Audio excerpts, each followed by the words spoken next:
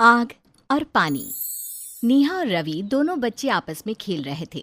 तभी नेहा दिया जलाकर रवि से पानी लाने को कहती है। देखो रवि, मैंने इस दिए में आग लगा दी है। अब तुम जल्दी से जाकर पानी ले आओ।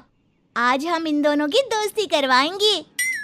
ठीक है, मैं जल्दी से पानी लेकर आता हूँ। तुम यहीं पर रहना और देखती रहना कहीं आग बुझ ना जाए। अब रवि जल्दी से पानी लेकर आता है और नेहा उस पानी को आग पर डाल देती है, पर पानी डालते ही आग बुझ जाती है। रवि नेहा से नाराज हो जाता है। नेहा, तुम तो आज आग और पानी की दोस्ती करवा रही थी, फिर ये क्या? पानी डालते ही आग नाराज क्यों हो गई? देखो वो बुझ गई।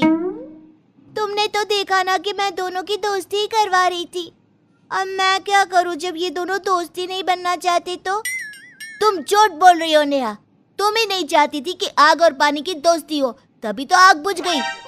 मैं ऐसा क्यों चाहूंगी रवि? मैं तो खुद चाहती थी कि आग और पानी की दोस्ती हो, तभी तो मैंने आग जलाई और तुमसे बोला कि पानी लेकर आओ। इस तरह से दोनों बच्चों के बीच लड़ाई हो जाती है और उन दोनों की लड़ाई की आवाज़ सुनकर रवि और नेहा की दादी लक्ष्मी बाहर आती है, जो उन दोनों को आपस में लड़ते देखकर कहती है। अरे क्या हुआ बच्चों, तुम दोनों आपस में लड़ क्यों रहे हो? दादी, आप नेहा से ही पूछो।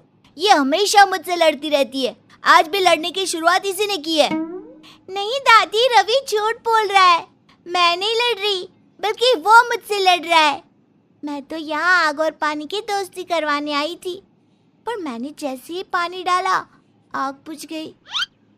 आग बुझी नहीं थी, तुमने बुझाई थी, ताकि आग और पानी की दोस्ती ना हो। इस तरह से दोनों बच्चे एक बार फिर से आपस में लड़ने लगते हैं। उन दोनों की लड़ाई देखकर लक्ष्मी दोनों बच्चों को घर में ले आती है। तुम दोनों लड़ना बंद करो और मेरी बात सुनो। इसमें तुम दोनों में से किसी की भी गलती नहीं थी।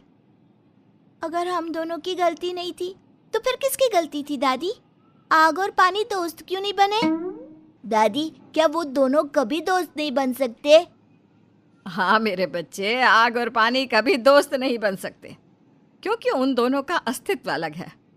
उन दोनों को अलग अलग कार्यों के लिए धरती पर भेजा गया है। चलो, आज मैं तुम दोनों को एक कहानी सुनाती हूँ। इस तरह से लक्ष्मी दोनों बच्चों को आग और पानी की कहानी सुनाने लगती है। एक दिन एक बीच पर आग जल रही थी और उसके पास बैठकर कुछ लोग बीच और आग के मज़े ले रहे थे।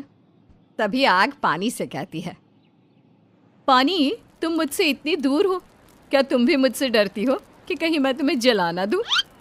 अग्नि, ये तुम्हारी गलतफहमी है। तुम मुझे कभी नहीं जला सकती और ना ही मेरे पास आ सकती हो। और देखो इन लोगों को, ये लोग यहाँ मुझे देखने आए हैं। मानती हूँ ये लोग यहाँ तुम्हें देखने आए हैं, पर ये लोग मेरे बिना अपनी रात यहाँ नहीं गुजार सकते। इसीलिए तो मैं यहाँ हूँ। तुम चाहे जो भी कह लो अग्नि, पर लोगों को तुमसे ज़्यादा मुझसे प्यार है। अगर इंसानों को मैं ना मिली तो वो प्यासे मर जाएंगे, और अगर मैं ना मिली तो लोग भूखे मर जाएंगे। भूलो मत, जितनी ज़रूरत पानी की है उतनी ही ज़रूरत खाने की भी है, और खाना आग पर रख कर ही पकाया जाता है, ना कि पानी पर रख कर। और एक बात, ठंड में भी लोगों को मैं ठंड से बचाती हूँ। तुम तो लोगों को मारना जानती हो। आग, तुम अपनी हद पार कर रही हो। मेरा काम लोगों को जीवन देना है, ना कि मृत्यु। और जान तो तुम लोगों की लेती हो, उन्हें जलाकर मार देती हो। जब तुम्हारा गुस्सा बढ़ता है तो तुम एक रौद्र रूप धारण कर लेती हो, तभी तो आग की चपेट में आया हर व्यक्ति झुलस जाता है। इस तरह से आग और पानी के बीच में बहस छिड़ जाती है।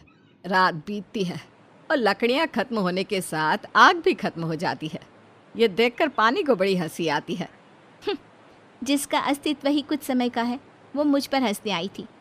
शायद आग ये भूल जाती है कि वो दूसरों के सहारे ही जलती है। पर कोई बात नहीं, जब दोबारा मुलाकात होगी तो ये बात मैं अच्छे से समझा दूंगी। और इसी तरह से समय बीतता है। इसके बाद आग और पानी की फिर कभी मुलाकात नहीं होती। और फिर एक दिन एक पूजा में आग और पानी की मुलाकात होती है, जहाँ बिना हवन के पूजा संपन्न नहीं हो सकती थी और ना ही बिना गंगा जल के शुद्धि। आज बहुत दिनों बाद तुमसे मुलाकात हो रही है पानी। देखो, यज्ञ कुंड में मैं बैठी हूँ।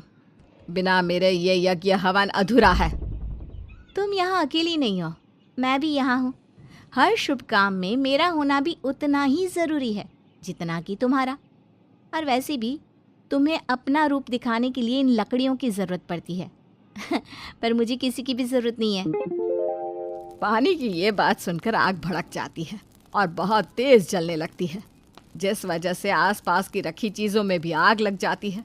धीरे धीरे आग बढ़ने लगती है।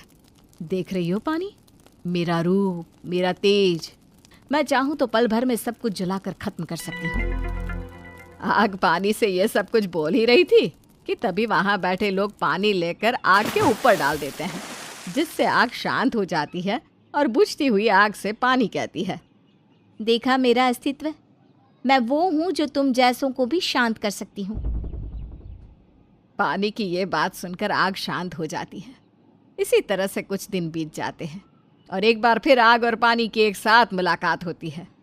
जब आग के ऊपर सर्दियों में पानी को गर्म करने के लिए पतीला चढ़ाया जाता है। सही कहा था पानी तुमने, तुम मुझे शांत कर सकती हो, पर तुम खुद इतनी ठंडी हो कि देखो आज मुझे तुम्हें गर्म करना पड़ रहा है।